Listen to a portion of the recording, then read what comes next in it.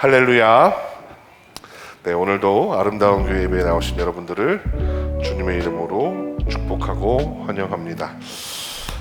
제가 지난 2024년 7월 7일 설교에서 Priceless Grace라는 제목이었는데 안수기도와 성령에 관한 것을 잠깐 언급하고 지나간 내용이 있습니다.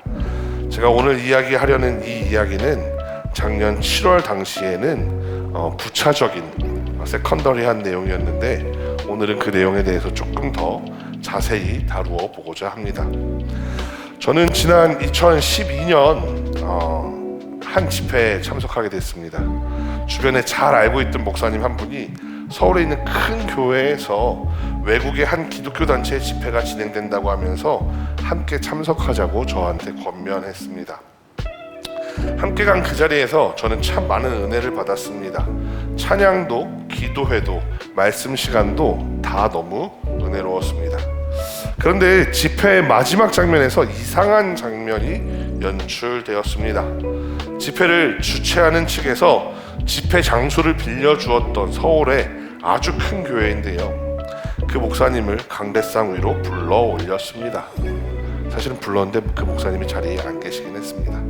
그리고는 집회 주최 측에 가장 대표가 되는 목사님이 나와서 그 담임 목사님한테 안수를 해주겠다는 겁니다. 그리고서는 이런 설명을 덧붙였습니다.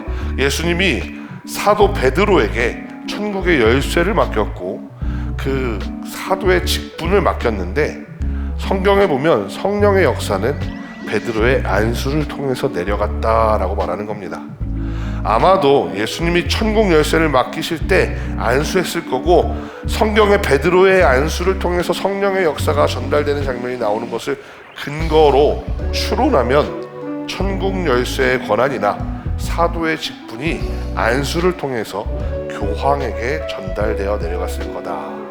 그러나 이제 그 집회에 있었던 그 대표가 이제 하는 얘기예요.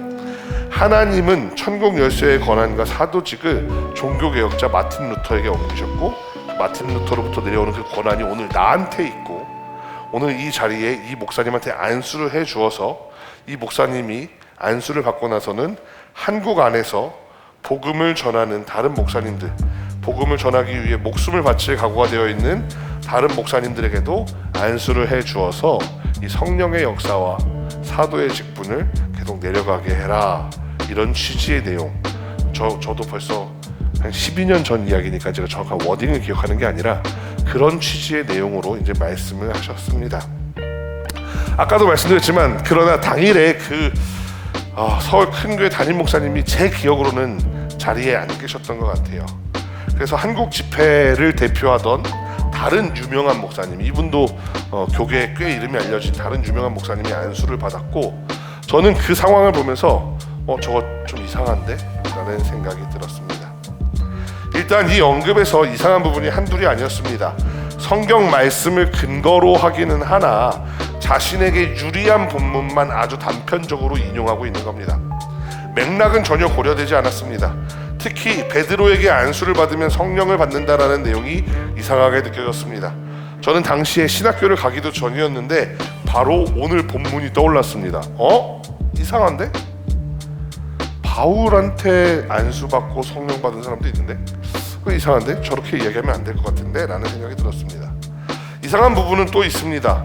또 교황에서 마틴 루터로 넘어가는 것을 아무런 증거가 없이 그냥 자신의 주장으로 이야기하고 있습니다. 또 마틴 루터로부터 본인에게까지 어떤 계보로 내려왔는지조차도 설명을 제대로 하지 않았습니다. 이 단체는 처음부터 이상했던 단체는 아니었다고 합니다.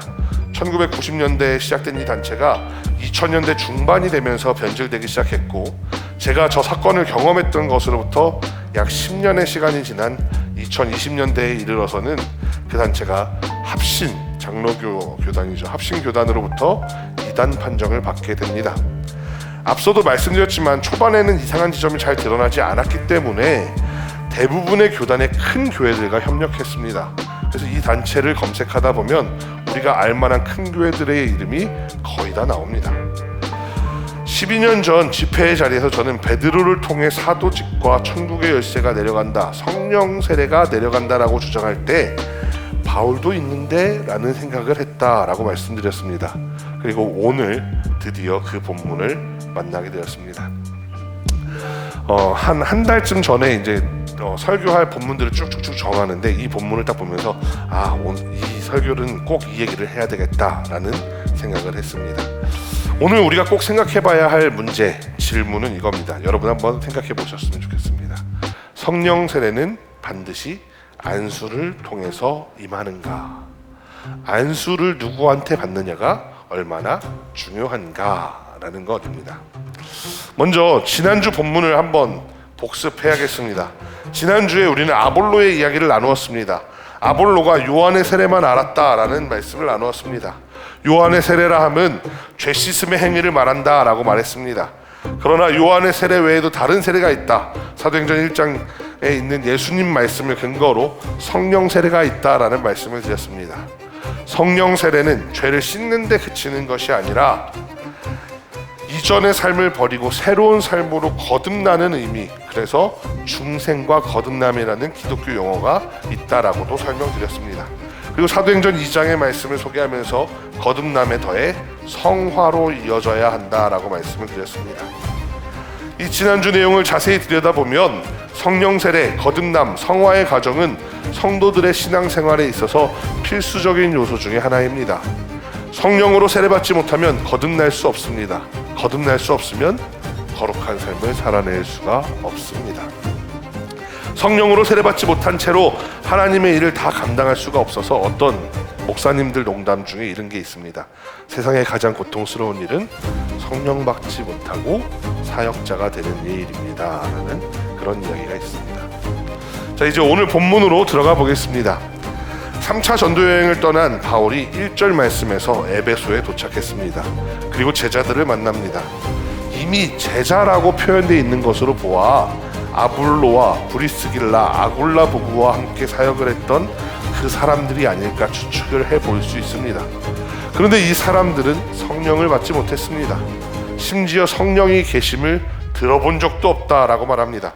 그래서 너희들 그러면 세례는 받았느냐라고 했더니 세례는 받았다고 합니다. 무슨 세례 받았는데? 그랬더니 요한의 세례를 받았다라는 대화가 오갑니다.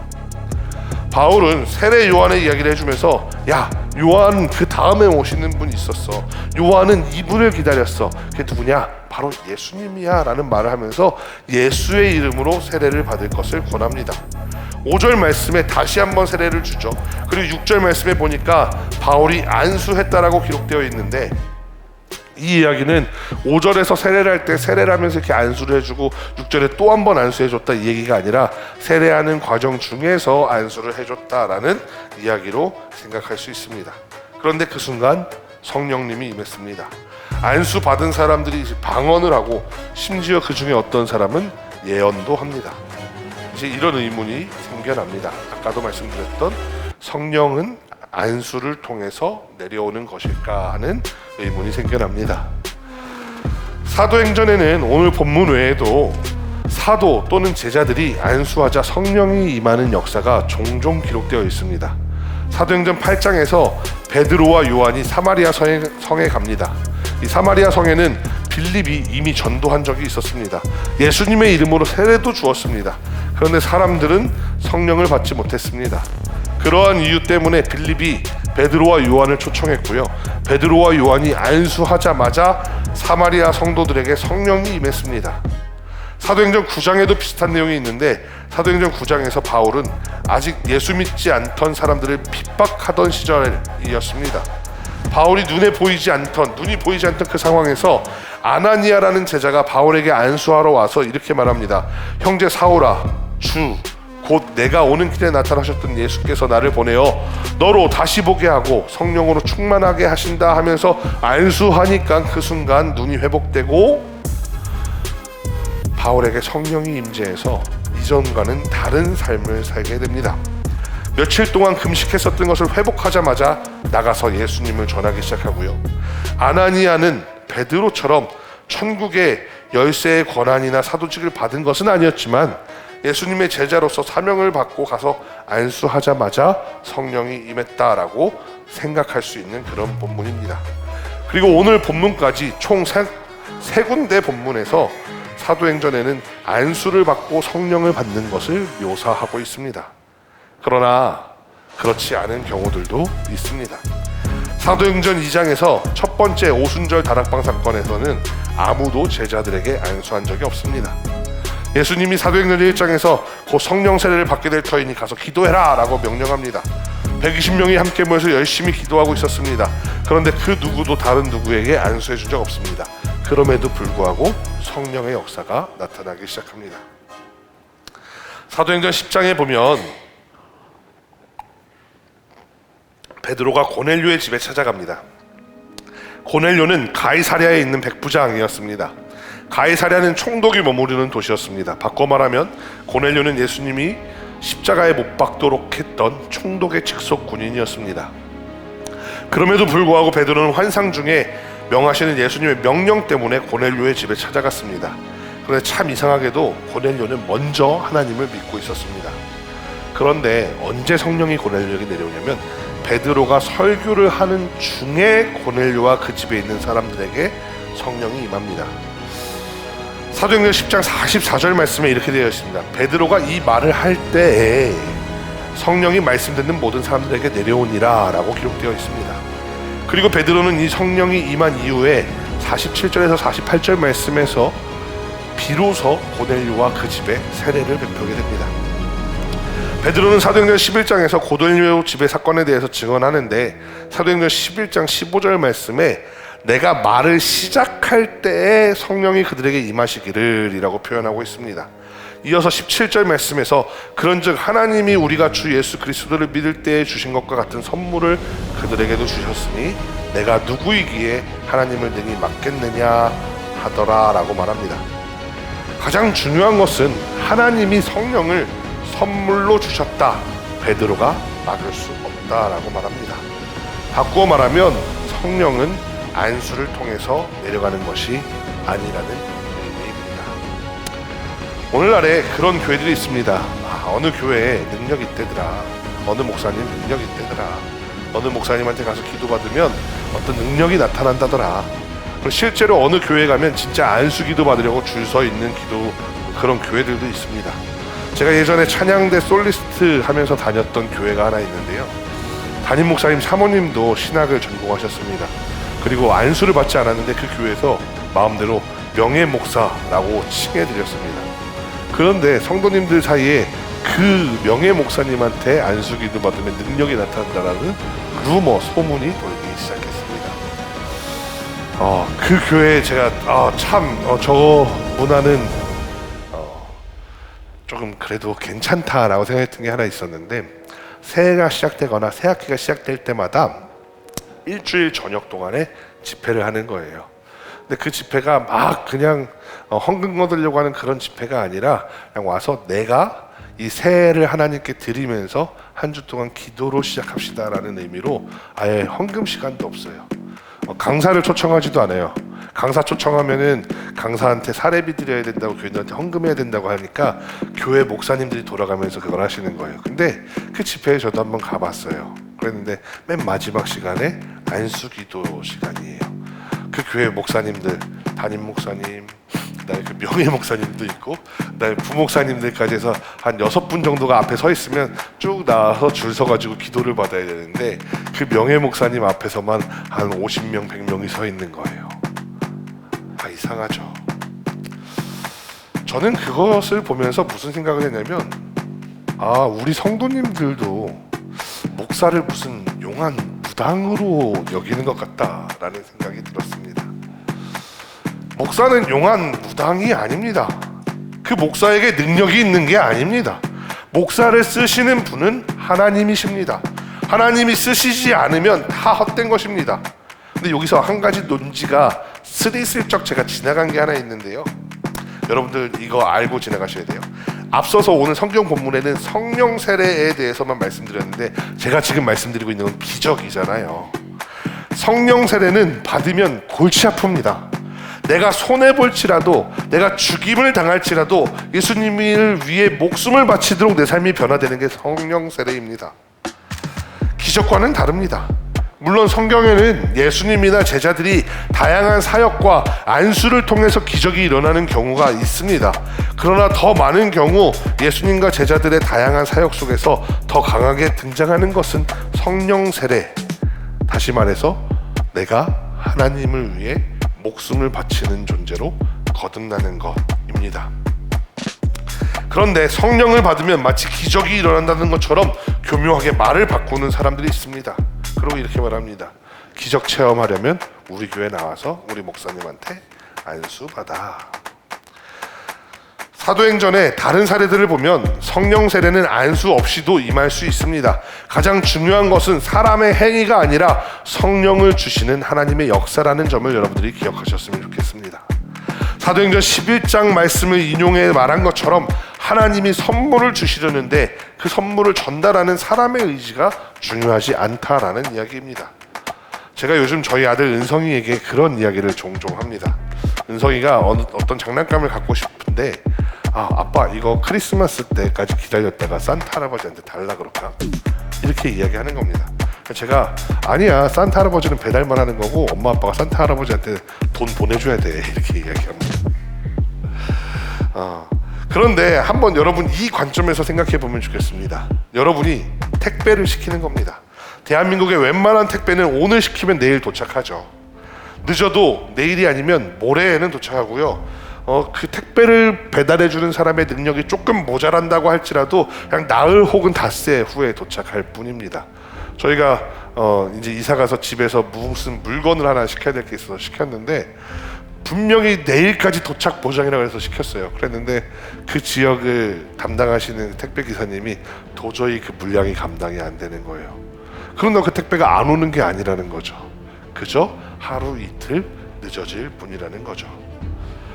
하나님의 능력도 마찬가지입니다. 그 목사의 능력에 따라서 어떤 사람은 이 능력을 더 잘 주고 어떤 사람은 이 능력을 조금 못 주고 그런 게 아니에요. 단지 조금의 차이가 있을 뿐이지 하나님이 주고 싶으시면 다 내려간다라는 겁니다.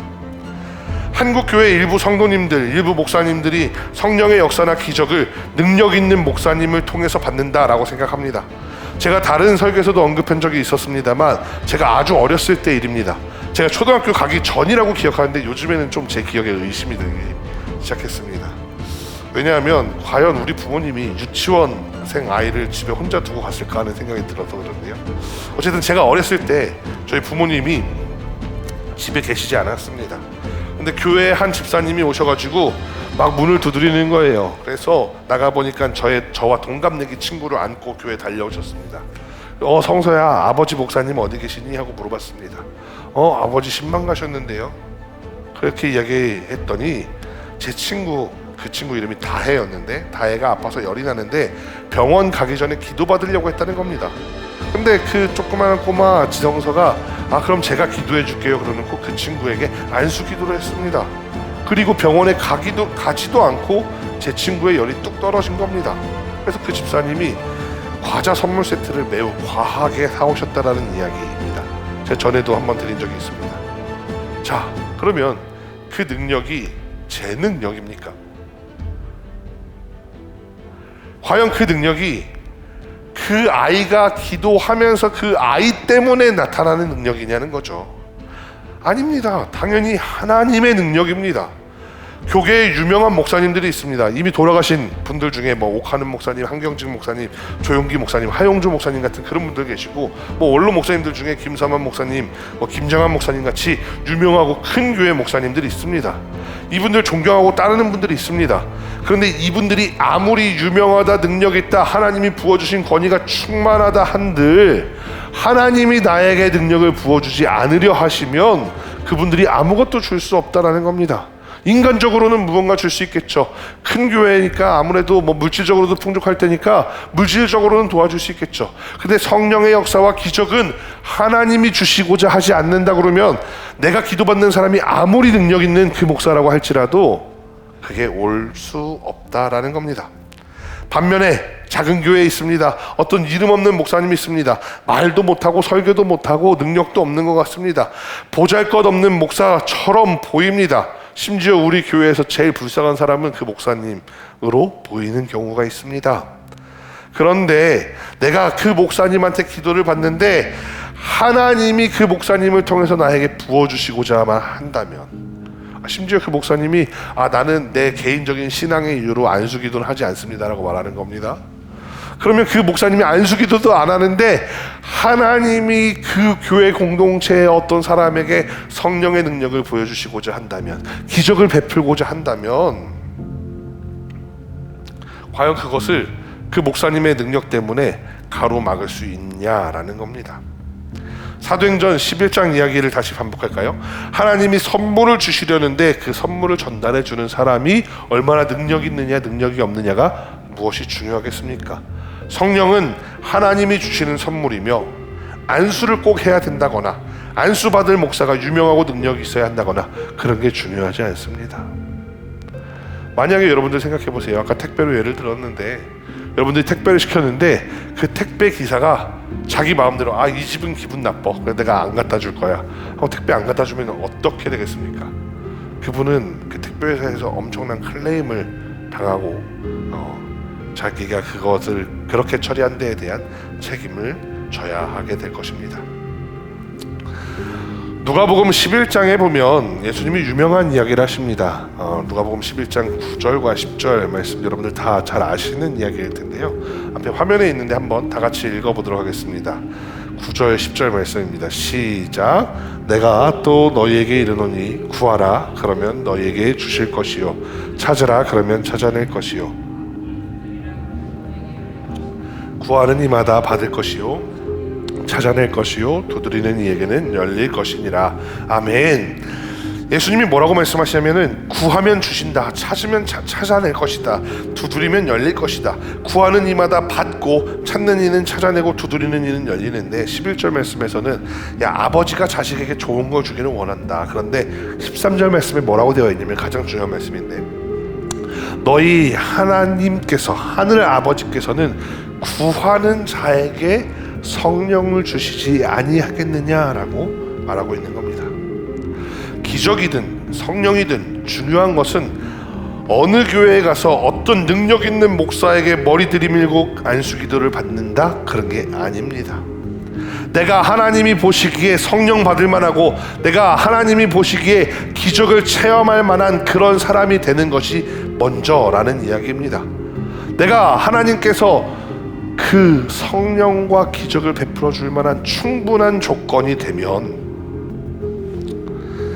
안수하는 사람이 누구이든지 간에, 심지어 안수가 아니라 말씀을 들을 때도 기도할 때도 찬양할 때에도 하나님은 분명 성령을 부어주십니다. 그러므로 여러분들 성령을 뜨겁게 사모하게 되기를 간절히 소망합니다. 마지막으로 왜 성령을 사모해야 되는지 한 편의 예화를 소개하겠습니다. 영국의 한 귀족이 인도의 유명한 영주를 만나게 됩니다. 근데 이제 영국은 산업화가 진행되고 있었고 그 영국의 그 유명한 영주가 사는 그 동네는 아직 그런 산업화의 문명의 이기들이 들어오질 않았었습니다. 자동차가 아직 없을 때였죠. 그런데 이 영국 귀족이 이 영주한테 뭘 선물해 주면 가장 깜짝 놀랄까 생각을 하고 트럭을 하나 선물해 주기로 합니다. 얼마 후 그 영국의 귀족이 그 트럭을 보낸 다음에 잘 쓰고 있나? 한번 놀러 가봐야 되겠다 해가지고 그 영주의 마을을 방문했습니다. 그런데 너무나도 황당한 모습이 펼쳐져 있었습니다. 인도의 영주는 그것을 어떻게 사용하는지를 몰라서 트럭에다가 여러 가지 장치를 한 다음에 그 트럭이 무거우니까 소 4마리로 해서 끌게 하고 있는 겁니다.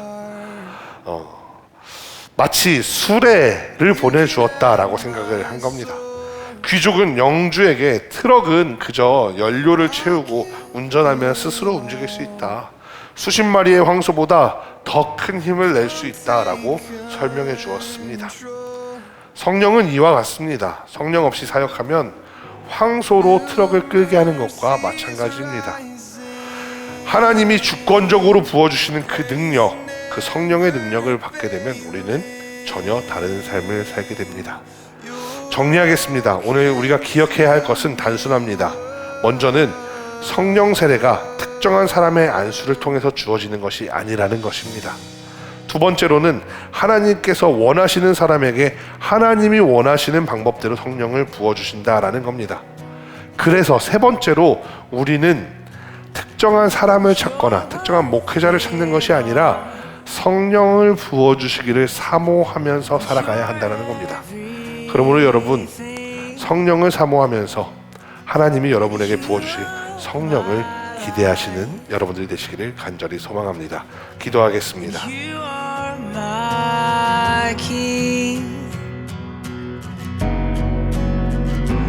New